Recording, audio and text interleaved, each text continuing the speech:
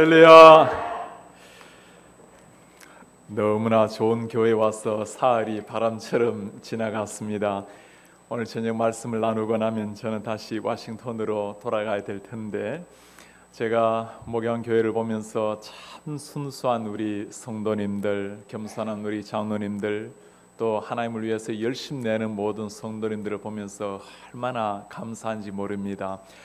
요즘은 집회를 해도 이렇게 교회에 많은 분들이 나오지 않는 시대가 되었는데, 거의 모든 성도님들이 말씀을 사모하고 예배에 참석하고 참 은혜를 받는 여러분들을 보면서 제가 말씀을 섬기는 자지만 제가 가장 많이 은혜를 받고 또 오래도록 제 가슴 속에 새겨야 될 교회 이름이고, 또 가는 곳마다 제가 자랑할 만한 그런 모양 교회라서 너무나 감사를 드립니다. 28살이라는 게 우리 하나님께 한번 영광의 박수를 한번 드릴까요?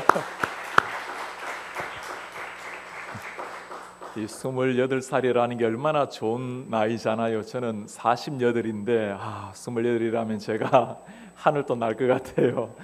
이제 28살에 청년이 되셨으니까 이번 집회로 말미암아 한 사람도 과거와 동일한 삶을 살아가는 사람이 없도록 주님 앞에 정말 한번 살아가는 생애, 주의 복음과 주님 기뻐하시는 사명을 위해서 고결하게 여러분들의 삶을 다시 한번 불태우시는 이런 하나님의 사람들 되시기를 주님의 이름으로 축원합니다.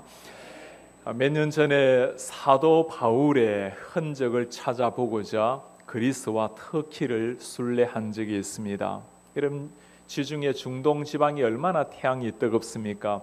함께 갔던 사람들이 창이 큰 모자를 쓰고 선크림으로 얼굴을 무장하고 있을 때, 제가 바울을 보러 온 사람인데 바울이 맞았던 태양빛을 그대로 맞아야지 하고 아무것도 쓰지 않고 선크림도 바르지 않고 다녔더니 한 며칠 지나니까 얼굴이 시뻘겋게 달아올라요. 한 일주일쯤 지나니까 시뻘겋은 얼굴이 약간 시퍼렇게 변색이 되고, 태양을 하도 맞으니까 얼굴에 주름이 막 쳐요. 제가 그 주름에 겁을 먹고 바울을 배신하고 선크림을 바르게 되었습니다.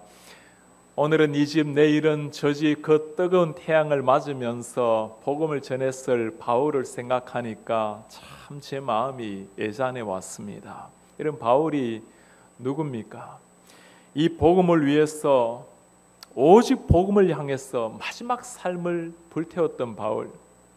그는 이 복음 때문에 40대 하나 가만매 39대를 5번이나 맞아가면서, 율법에는 40대를 때리면 사람이 죽는다고 생각하고 못 때리게 합니다. 죽을 만큼 맞아가면서 때로는 배고픔과 추위와 강도의 위험, 파선의 위험 겪어가면서 그가 전했던 복음이 예수 그리스도의 복음이었어요.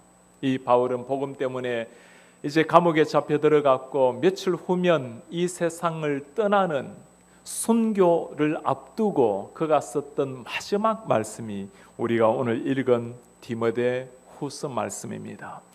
이 땅을 떠나기 전에 마치 유언처럼 남겼던 마지막 말씀, 그가 마지막으로 하는 부탁이 무엇입니까? 하나님 앞과 산자와 죽은 자를 심판하러 오실 그리스도 예수 앞에서 그의 나타나실 것과 그의 나라를 두고 엄히 명하노니 너는 말씀을 전파하라. 너는 말씀을 전파하라. 이 땅을 떠나는 사람이 마지막으로 남기는 말씀치고는 너무나 평범한 말씀 같아요. 늘 교회를 다니면서 듣는 이야기가 뭐죠? 예수님 사랑하세요, 이웃을 사랑하세요, 복음 전하세요, 전도하세요. 늘 듣는 이야기 아닙니까? 마지막으로 남기는 말씀이라면 무엇인가 기억에 남을 만한 특별한 말씀을 남길 것 같은데, 너는 말씀을 전파하라. 우리 말에는 평범하게 말씀을 전파하라고 나와 있지만 원문으로 살펴보면 너는 그 말씀을 전파하라고 나와 있습니다. 여러분, 그 말씀이 무슨 말씀입니까? 우리 예수 그리스도께서 이 땅에 오셔서 우리 죄를 위해서 십자가를 지신 그 십자가의 복음, 예수님께서 부활하셔서 우리의 영원한 생명의 부활의 산소망이 되신 부활의 복음, 누구든지 예수님을 믿기만 하면 영생뿐만 아니라 인생을 송두리째 바꾸어 놓는 역사를 만들어내는 그 생명의 복음, 이 복음을 전하라는 거죠. 이 복음이 아닌 다른 복음도 있다는 말입니까? 오늘 바울은 다른 복음을 2, 3절에서 이렇게 말씀을 합니다. 때가 이르리니, 어떤 때입니까? 사람이 바른 교훈을 받지 아니하며 귀가 가려워서 자기의 사욕을 따를 스승을 많이 두고 또 그 귀를 진리에서 돌이켜 허탄한 이야기를 따르리라. 이 사람들의 문제가 뭐죠? 귀가 가려워서 자기의 사욕을, 욕심을 채워줄 스승을 많이 두고 진리에서 벗어나서 허탄한 이야기를 따르리라. 듣는 것의 문제예요. 여러분 기억하셔야 됩니다. 우리가 들어야 될 복음은 우리의 귀를 시원하게 해줄 복음이 아니에요. 듣고 뭔가 답답한 심령에 시원함을 주고 피곤한 인생길에 뭔가 위로가 되고 힐링이 되는 복음, 그 정도 수준의 복음이 아닙니다. 우리가 사모하고 들어야 될 복음은 한번 육신으로 태어나서 살다가 영원한 지옥으로 떨어질 인생이 이 복음으로 말미암아 생명을 얻게 만드는 복음, 이 복음으로 말미암아 내 삶을 송두리째 변화시키는 복음, 그 십자가의 복음, 그 복음 사모하고 그 복음 전하라는 거예요. 오늘날 이 십자가의 복음이 점점 사라지는 이런 시대를 맞이하고 있습니다. 교회의 복음이 유교에서 듣는 도덕 같은 설교, 불교에서 듣는 철학 같은 설교, 여러분 유교에서 들을 수 있는, 불교에서도 들을 수 있는 복음이라면 왜 하나님의 아들이 이 땅에 오셔서 그렇게 비참하게 십자가를 져야 됩니까? 내 삶을 완전히 바꾸어 놓는, 내 전생애를 변화시키는 그런 복음이 아니라면 왜 우리가 내 모든 것을 뒤로 하고 몸을 쳐서 복종하면서 예수 그리스도를 따라야 되겠어요? 이 십자가의 복음이 있어야 육신으로 태어난 영혼이 거듭남을 체험하고 한 번 사는 생에 복음을 위해서 불꽃처럼 살아내게 만드는 그것이 십자가의 복음입니다. 오늘날 우리 교회 다니는 아이들이 10대가 지나고 20대가 되면서 대학교를 들어가고 직장을 들어가면서 예수님을 버리는, 신앙을 버리는 비율이 미국 같은 경우는 75%가 이상 나타납니다. 한국도 70% 이상이 나타나고 있어요. 그렇게 주일학교를 열심히 다니고 중고등부를 열심히 다닌 젊은이들이 대학을 들어가고 직장을 들어가면서 신앙을 버리고 교회를 떠나는 거예요. 제 눈에는 그들이 신앙을 버리는 것으로 보이지가 않습니다. 교회를 다녔지만 처음부터 신앙이 없었던 거예요. 예수님을 모르고 그냥 교회만 다니는 겁니다. 사랑하는 여러분, 여러분들의 자녀들이 그냥 교회를 다니는 가지고 만족해서는 안 돼요.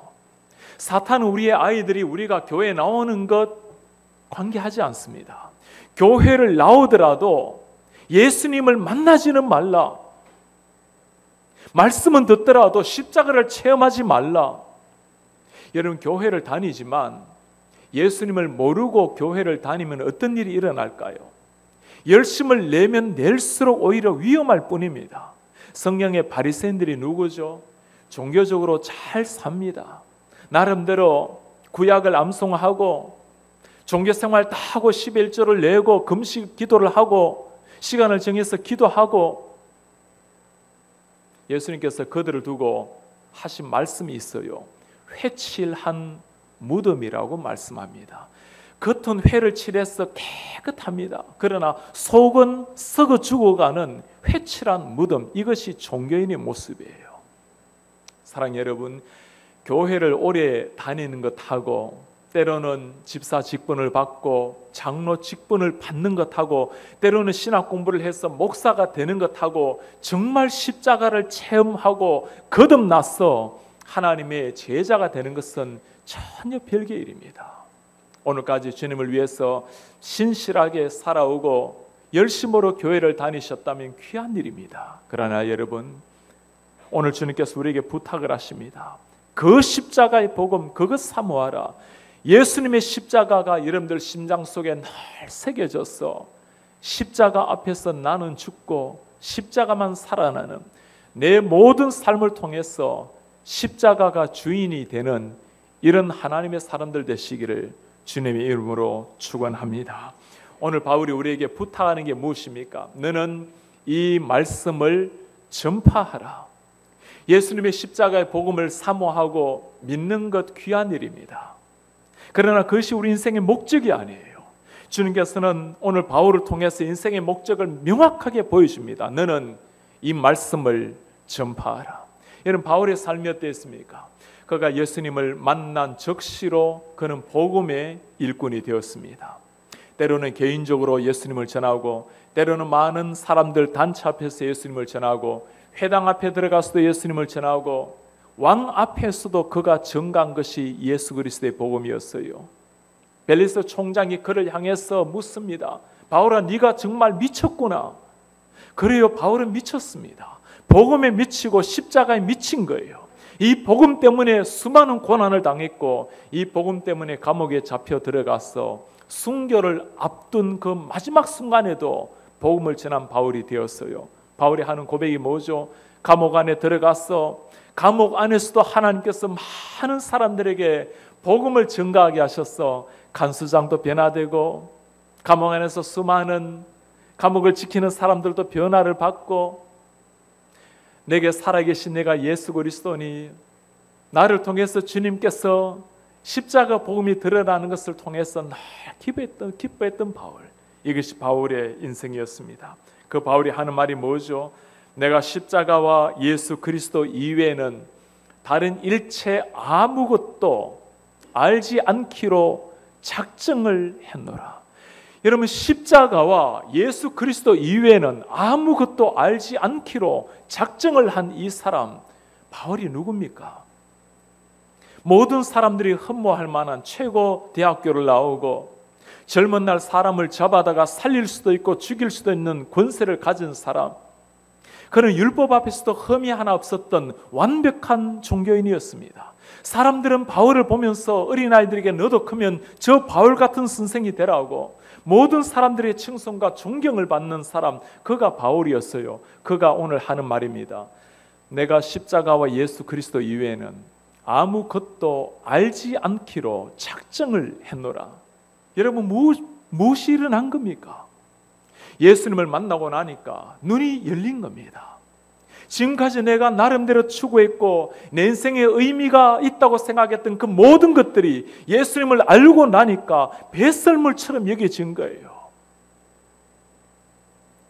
예수 그리스도를 아는 지식이 너무나 고상하기에 마지막 순간까지 그리스도의 복음을 향해서 달려간 바울, 그 바울이 오늘 부탁을 합니다. 너는 이 말씀을 전파하라. 사랑하는 여러분, 아침부터 일어나서 분주하게 땀을 흘리면서 무엇을 향해서 여러분들이 살아가고 계십니까? 내 가슴을 아침에 일어날 때 내 심장을 뛰게 만들고 내 가슴을 설레게 만드는 그것이 무엇입니까? 정말 이것 하다가 죽어도 좋을 만한 그 사명이 무엇입니까? 다 지나가는 일입니다. 그렇게 귀하게 여겼던 것들, 그렇게 소중하게 생각했던 모든 가치들, 시간 지나면 다 지나갑니다. 우리 주님께서 우리에게 일생토록 추구해야 될 영원한 가치를 보이셨어요. 너는 땅끝까지 다니면서 이 복음을 전파하라.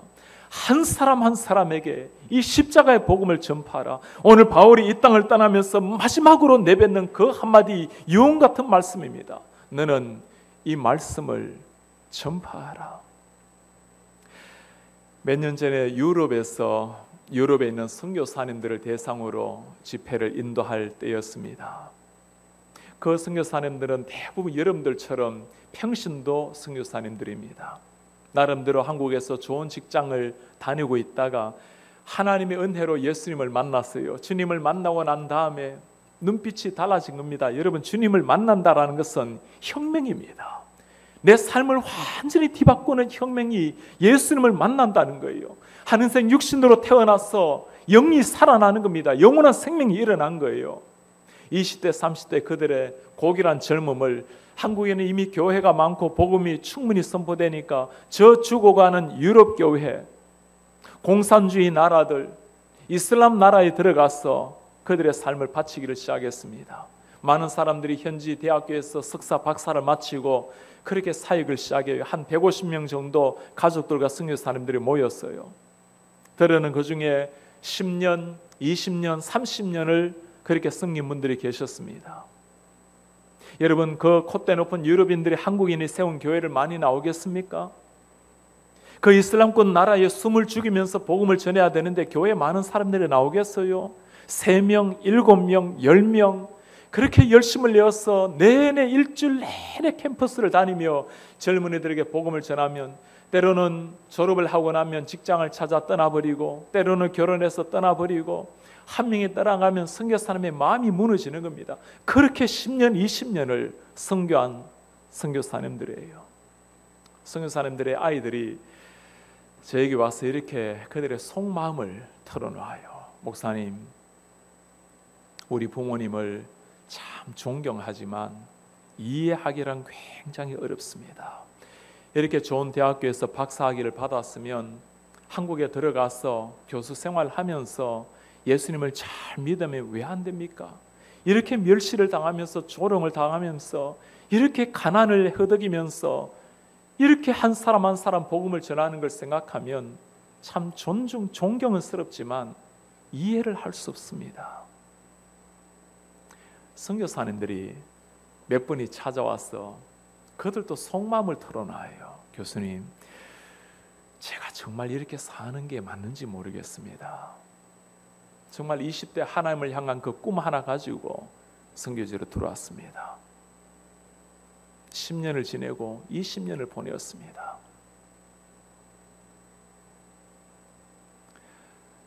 그렇게 열심을 내어도 10명, 15명도 되지 않는 이런 성도들을 두고 그래도 하나님의 말씀 가지고 목양하는 제 자신을 보면 정말 이렇게 살다가 가는 게 맞는지, 이렇게 인생을 보내도 되는 건지 때로는 두려울 때가 있습니다.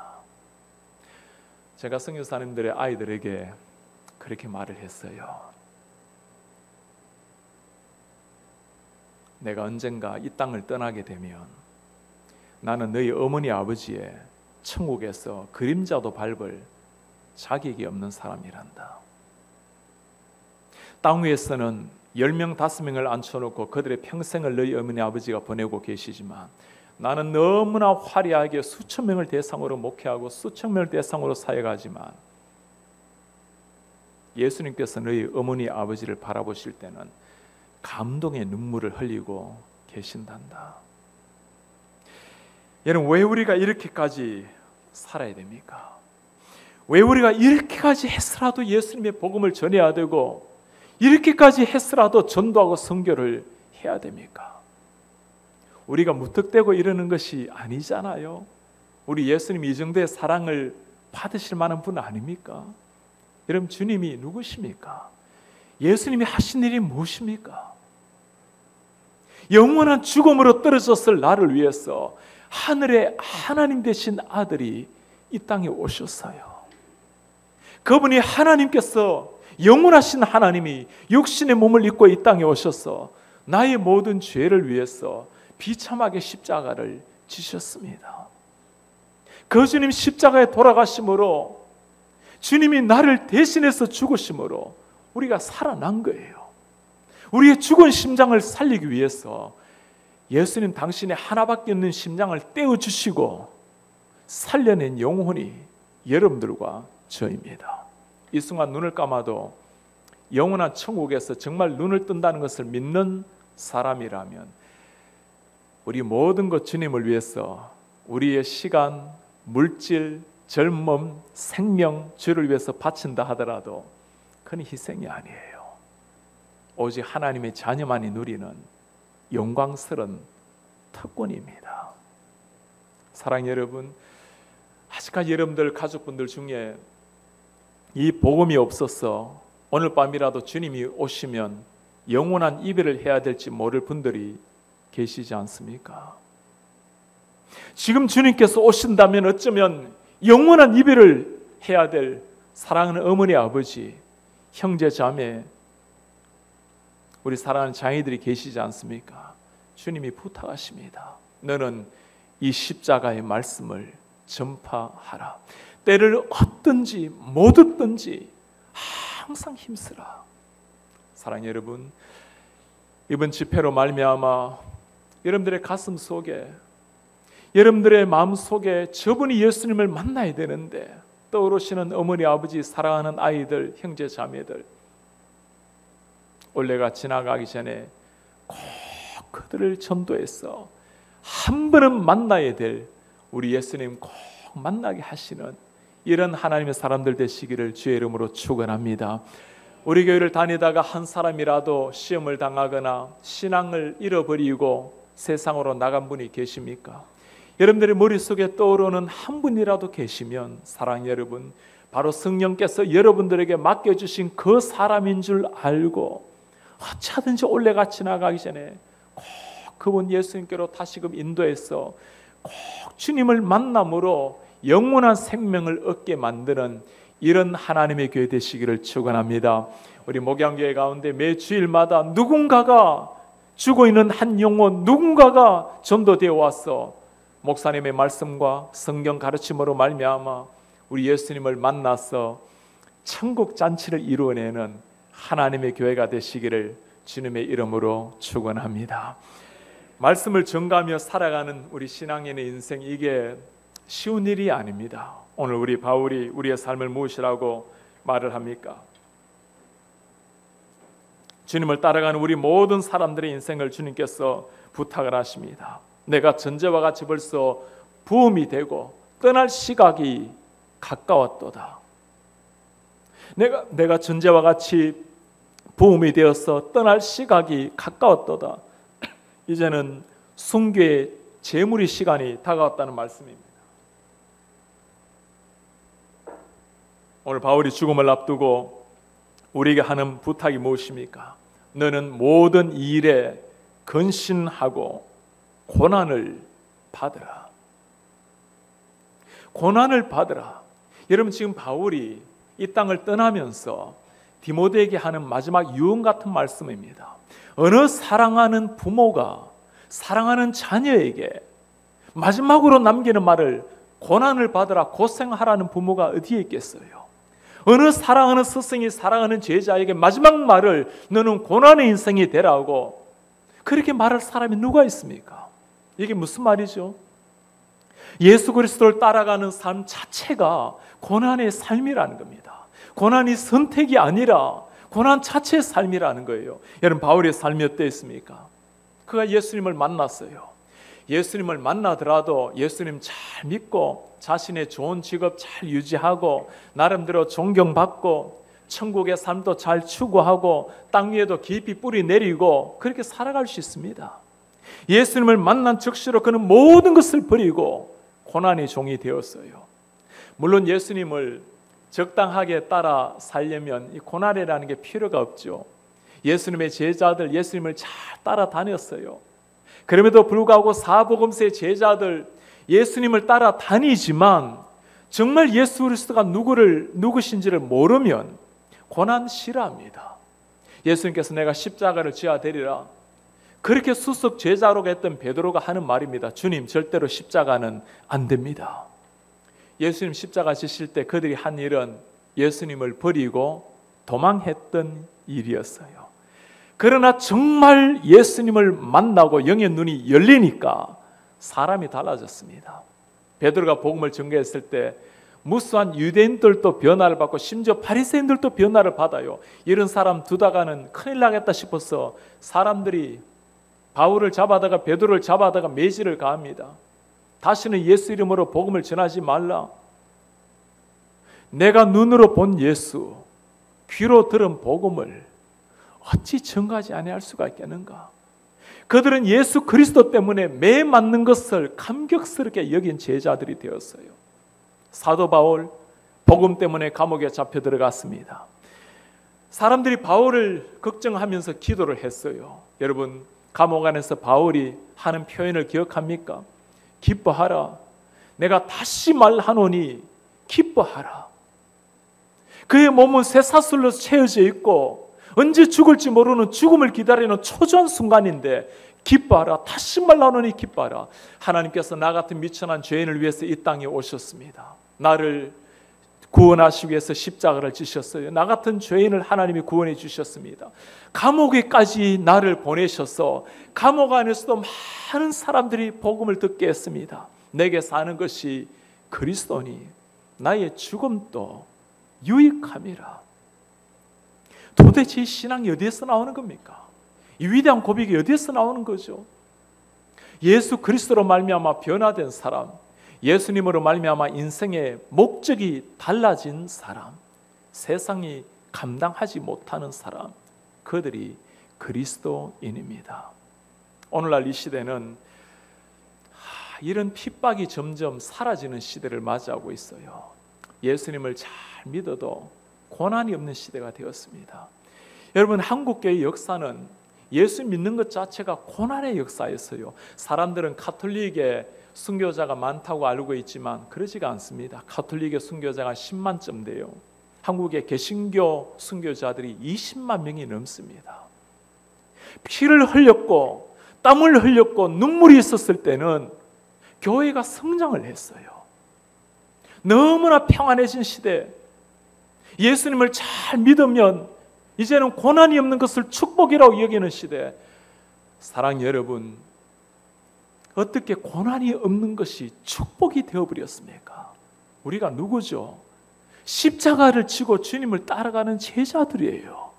아골골자 빈들에도 복음을 들고 십자가를 들고 나아가는 사람이 예수님을 따라가는 우리 제자들입니다.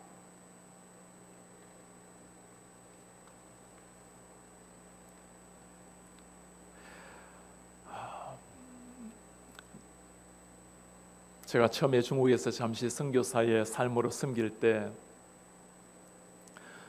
제가 섬겼던 많은 젊은이들 중에 북녘에서 온 몇 명들이 있었어요. 그들과 함께 먹고 지내며 살았을 때였습니다.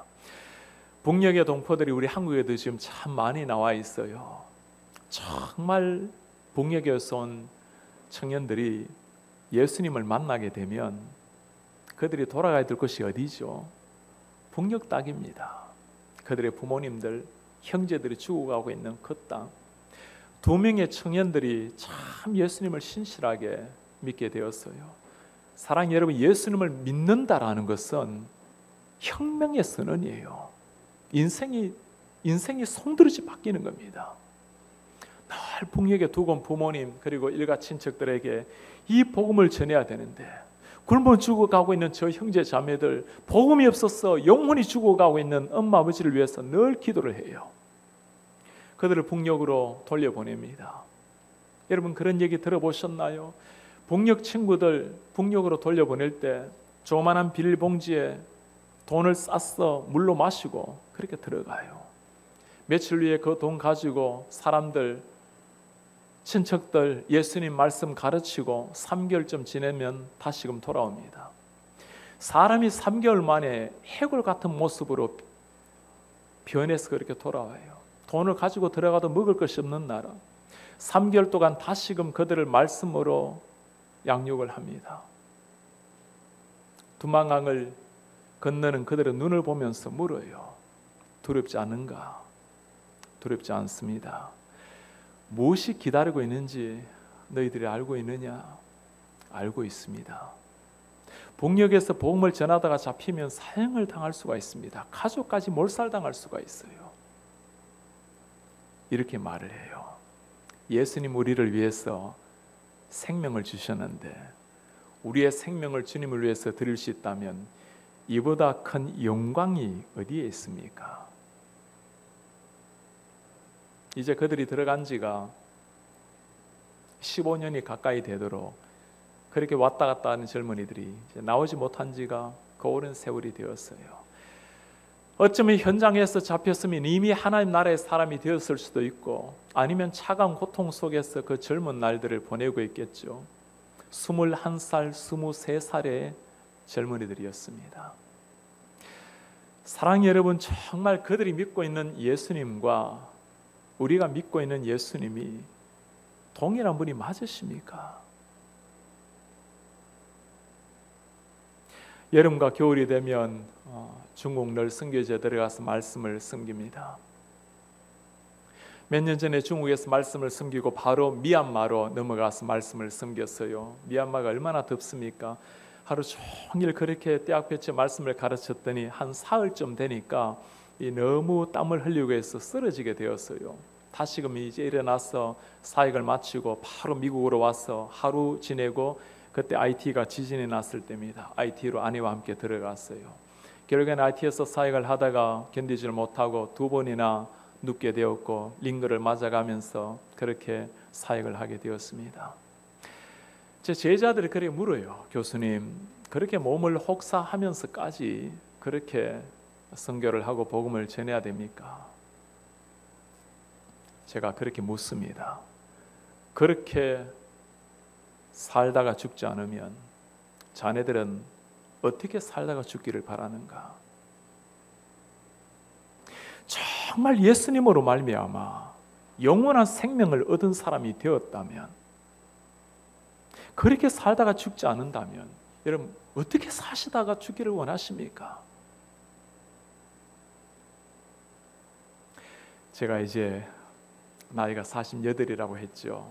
사랑하는 여러분, 하나님께서 이 땅 가운데 100년을 살게 하신다면 감사하십시오. 그러나 예수님께서 33살에 이 땅을 떠나셨고 사도 세례 요한, 그 멋진 하나님의 사람 30대 초반에 그렇게 이 땅을 떠났습니다. 예수님 나이만큼 살면 많이 산 거예요. 얼마나 오래 살아야 오래 사는 겁니까? 충분히 산 거예요.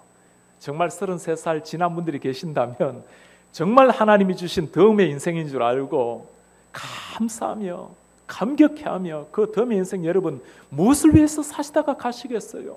땅 위에 화려한 것, 땅 위에 높은 것, 시간 지나고 난 다음에 주님 앞에 서게 되는 그 순간에 다 사라질 것들, 주님 앞에 서는 그 순간에 지난 모든 과거를 돌아보면서 내가 그렇게 살다가 주님 앞에 서서는 안 되는데,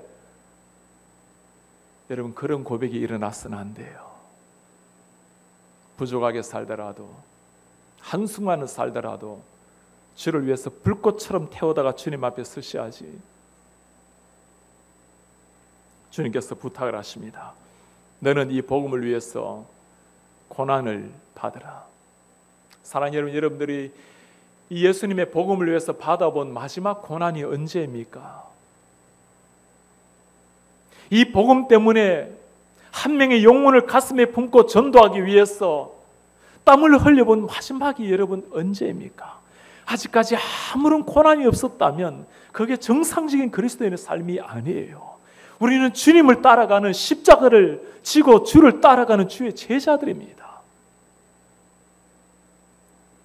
다시 한번 예수님 때문에, 영혼 때문에 눈물을 가슴에 채우는 하나님의 사람들 되시기를 축원합니다.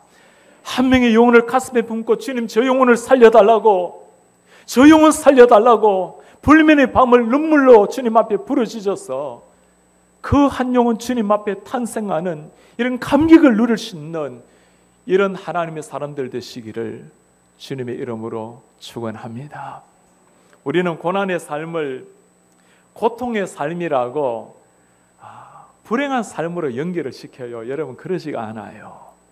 그리스도인들에게는 고난이 유익이요, 고난을 통해서 예수 그리스도를 배워가는 겁니다. 이것이 바울의 위대한 고백이에요. 기뻐하라, 다시 말라노니 기뻐하라. 감옥 안에서 그렇게 핍박을 당하고 순교의 죽음 앞에서도 당당하게 기뻐하라고 소리치는 사람, 돌에 맞아 죽어가면서도 하늘을 향해서 미소를 지으면서 아버지 저들을 용서해달라고 부르짖는 스테판의 그 감격의 미소가 바로 여기에서 나오는 겁니다. 세상이 이해하지도 못하고 감당하지도 못하는 사람, 예수 그리스도의 걸어가신 그 십자가 다시 한번 걸어가면서 우리가 주와 함께 고난의 종이 되어서 우리로 말미암아 주님이 찾으시는 그 한 사람 하나님께로 올려드리는 이런 하나님의 사람들 되시기를 축원합니다. 우린 여기에서 바울에게 한 번쯤 물어보고 싶어요. 우리도 다 바울처럼 예수님의 은혜로 구원을 얻었습니다. 무엇이 바울로 하여금 한 번도 흐트러짐 없이 마지막까지 이렇게 살게 만든 비결이 무엇입니까? 바울은 그 비결을 오늘 7절에 말씀을 해요. 내가 선한 싸움을 싸우고 나의 달려갈 길을 마치고 믿음을 지켰으니. 선한 싸움 다 싸우고 달려갈 길 마치고 믿음을 지켰으니. 하루 이틀 살아가는 것은 가능할지 모르겠습니다. 그러나 달려갈 길 마치도록 마지막까지 믿음을 지켰으니. 그 비결이 뭐죠? 마지막 8절에 이렇게 고백을 합니다. 이제 후로는 나를 위하여 의의 면류관이 예비되었으므로 주곧 의로우신 재판장이 그날에 내게 주실 것이며 내게만 아니라 주님의 나타나심을 사모하는 모든 자에게도니라. 언젠가 나타나실 예수 그리스도가 계신다는 거예요. 다시 오실 그리스도가 계시기 때문에 마지막까지 피 흘리며 살아갈지라도 나에게 주실 의의 면류관을 기대하면서 마지막까지 달려갔던 바울. 사랑 여러분, 우리가 지나가는 이 세상이 우리의 육신의 허물을 벗는 순간 주님 앞에 설 날이 옵니다. 우리가 만일 육신으로 살아있을 때 예수 그리스도가 이 땅에 재림하신다면 우리는 살아있는 모습으로 주님을 눈과 눈을 마주한 채 바라보게 될 것입니다. 제가 여러분들에게 한번 눈을 보면서 물어보고 싶어요. 정말 여러분 진실한 마음으로 한번 대답해 보세요. 우리 예수 그리스도께서 반드시 이 땅에 다시금 재림하실 것을 여러분 믿으십니까? 정말 그 재림을 믿고 살아가는 사람이라면 우리의 태도는 달라져야 됩니다. 나그네예요. 잠시 아침 이슬처럼 살아가다가 주님 앞에 서야 될 나그네 인생입니다. 나그네 인생이 하룻밤 머물 사람이 그 하룻밤을 누리겠다고 모든 거 다 펼쳐놓고 그렇게 살아가지 않습니다. 우리가 누굽니까? 하늘의 태양빛을 본 사람들이에요. 정말 하늘의 태양빛을 보았다면 땅 위에 화려한 샹들리에 더 밝은 등불 쫓아다니느라고 인생 보내지 않습니다. 정말 태양빛을 본 사람이라면 태양빛에 눈이 멀어야 돼요. 태양빛보다도 더 밝은 예수 그리스도의 영광의 광채를 보았다면 주님께 눈이 멀어야 그게 정상적인 그리스도인입니다. 주님의 제자들이 그렇게 살아갔어요. 주님 앞에 수많은 하나님의 백성들이 그렇게 살아갔습니다. 그들은 눈물과 피와 땀 때문에 한국교회가 오늘까지 왔어요. 그 눈물과 피를 가지고 지금 이 순간에도 수많은 선교사들이 생명을 걸고 적전에 들어가서 복음을 전하고 있어요. 그들의 가족과 그들의 자녀를 때로는 희생하면서 한 명의 영혼, 한 사람을 살려내기 위해서 그들의 젊음을 불태우고 있습니다. 사랑의 이 사명은 한두 사람에게 주어진 사명이 아닙니다. 예수 그리스도를 사랑하고 따라가고 믿는 모든 사람들에게 주님이 부탁하는 사명입니다. 너는 이 말씀을 전파하라. 때를 얻든지 못 얻든지 항상 힘쓰라. 언젠가 나타나실 예수 그리스도, 주님을 사모하는 모든 자에게 우리에게 면류관을 세워질 그 날이 올 것이기 때문에 마지막까지 달려가는 인생이 되라. 사랑 여러분, 한 번 사는 인생입니다. 짧게 살다가 주님 앞에 서야 될 인생입니다. 여러분들의 시간, 여러분들의 물질, 여러분들의 하나밖에 없는 생명, 정말 그것 바쳐도 좋을 만한 사명을 여러분 발견하셨나요? 정말 이것 하다가 죽어도 좋을 만한 그 사명 여러분 발견하셨습니까? 오늘 주님께서 우리에게 부탁하시는 이 사명, 너는 이 말씀을 전파하라. 때를 얻든지 못 얻든지 항상 힘쓰라. 이 말씀으로 말미암아 죽은 자들을 살려내고 살아있는 자들을 하나님의 제자로 세우라. 영혼을 변화시키는 생명의 말씀을 위해서 우리의 한 인생을 보내지 않는다면 여러분 무엇을 위해서 사시다가, 누구를 위해서 사시다가 주님 앞에 서시겠어요? 지난해 10월에 저희 교회에 참 귀한 손님들을 초청하게 되었습니다. 메노나이트 선교사님들이에요. 이분이 노스캐롤라이나에 집단촌을 이루고 살아가고 계십니다. 그분들이 한국에서 50년대 선교사로 보낸 분들입니다. 21살에 결혼해서 결혼한 지 일주일 만에 한국으로 들어오신 선교사님, 그 젊은 날 고귀한 20대를 한국에서 20년, 30년을 보낸 선교사님들, 6.25 전쟁 때 모든 것들이 다 사라졌을 때 고아들을 위해서 한 인생을 보냈던 선교사님들입니다. 이제 80이 되고 90이 되어서 많은 분들이 돌아가시고 몇십 명이 집천을 이루고 그렇게 살아가고 계세요. 그분들을 교인들 앞에서 소개하면서 이분들의 눈물과 땀으로 말미암아 우리 한국 교회가 오늘 같은 기독교의 나라를 이루게 되었습니다. 정말 귀한 분들을 우리가 레코그나이즈 해드리고 그분들을 우리가 축복해드리고 감사를 표현합시다. 선교사님이 인사를 하시면서 이렇게 말씀을 해요. 짤막한 한마디였습니다. 우리는 사람에게 인정을 받지 않아도 됩니다. 하나님께서 우리를 보내셨다면, 하나님 우리를 아신다면 그것으로 충분합니다. 우리의 한국에서의 삶은 조금 더 희생이 아니라 우리에게 주어졌던 영광스러운 특권의 삶이었습니다. 그 고백은 그냥 입술의 고백이 아니었습니다. 정말 한 시대 한 젊음을 한국 땅에서 다 보내고 지금은 가난한 시골에서 마지막 삶을 보내고 있었던 그들의 모습이지만 그 눈빛을 보면서 너무너무 고결한 그들의 삶을 보면서 모든 교인들이 눈물을 쏟은 적이 있습니다. 무엇을 위해서 사시다가 여러분 주님 앞에 서시겠습니까? 정말 생명을 바쳐도 좋을 만한 일이 아니라면 너무 마음 쓰지 마세요. 다 지나갑니다. 다 지나가요. 그러나 정말 생명을 바쳐야 될 일이라면 한순간도 적당하게 살지 마십시오. 그걸 위해서 생명을 바쳐야 됩니다. 그렇게 살다가 주님 앞에 서야 돼요. 제가 설교학을 가르쳤던 교수였습니다. 대학원생들 설교 실습을 하다가 중간에 설교를 멈추고 끌어내리는 청년들이 있어요.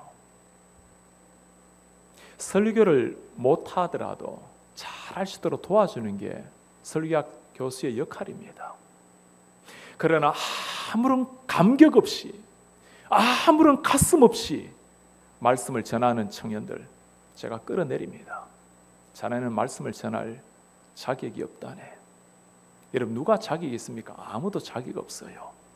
자격이 없기 때문에 정말 생명이라도 드리는 마음으로 가슴을 가지고 진리의 말씀을 전해야 되지 않겠어요? 제가 설교하러 올라오기 전에 꼭 하는 기도가 있습니다. 오른손을 가슴에 올려놓고 늘 드리는 기도예요. 하나님, 오늘 설교가 제 인생 마지막 설교입니다. 오늘 누군가가 이 설교를 마지막 들을 수 있는데 하나님, 오늘 마지막 설교, 마지막으로 듣는 사람에게 마지막 설교처럼 하게 도와주십시오. 사랑하는 여러분, 그리스도인에게 시간은 오늘밖에 없습니다. 내일은 하나님이 주셔야 오는 시간입니다. 오늘 100m처럼 다 달려나가시고 저녁에 오면 깊이 주무십시오. 내일의 태양빛이 우리 눈가에 빛을 비추면 또 한 날 허락해 주신 줄 믿고 최선을 다해서 살아가는 겁니다. 그렇게 살다가 마지막 날인 것처럼 살다가 1%의 에너지도 남김없이 다 쏟고 주님 앞에 서셔야 돼요. 그게 사명을 향해서 살아가는 하나님의 백성들의 인생입니다. 그렇게까지 불태우다가 살아갔던 바울이었어요. 그렇게 살다가 이 땅을 떠나셨던 우리 예수님이셨습니다. 주님의 제자들 다 그렇게 살았습니다. 우리 많은 선조들 그렇게 살아갔기에 우리가 오늘 이렇게 신앙을 가지게 된 겁니다. 오늘 주님께서 부탁하십니다. 너는 이 말씀을 전파하라.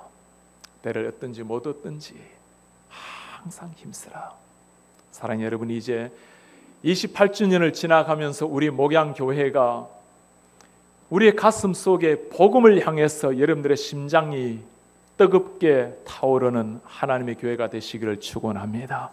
이 필라델피아에 주고 있는 수천 명, 수만 명의 영혼을 하나님 우리에게 붙여달라고, 그 영혼 우리 교회를 통해서, 이 지역에는 수많은 교회를 통해서 복음 듣고 예수 그리스도 앞에서 변화되게 해달라고 매 주일마다 죽은 영혼들이 살아나는 하늘의 축제가 있는 교회가 되시기를 축원합니다. 우리 주님 오시는 그날에 선한 싸움 다 싸우고 모든 것 쏟고 주님 앞에 쓰러지는 날, 우리 주님 쓰러지는 우리의 오른손을 잡고 일으켜 세울 날이 올 것입니다. 주님 말씀하실 겁니다. 잘했다 충성된 종아, 내가 전하고자 할 복음을 네가 대신 전해 주었구나. 내가 받아야 될 핍박을 네가 대신 받아 주었구나. 마지막까지 세상의 모든 것을 내려놓고 마지막까지 달려와 주었구나. 고맙다 충성된 종아. 우리 주님 우리를 바라보시면서 감격의 눈물을 흘릴 날이 올 것입니다.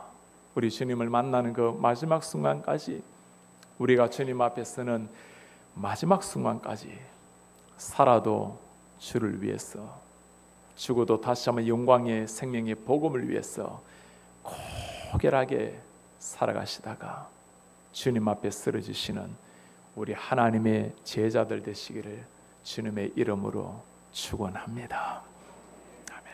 우리 한번 찬송하면서 우리 기도하는 시간을 갖도록 하겠습니다.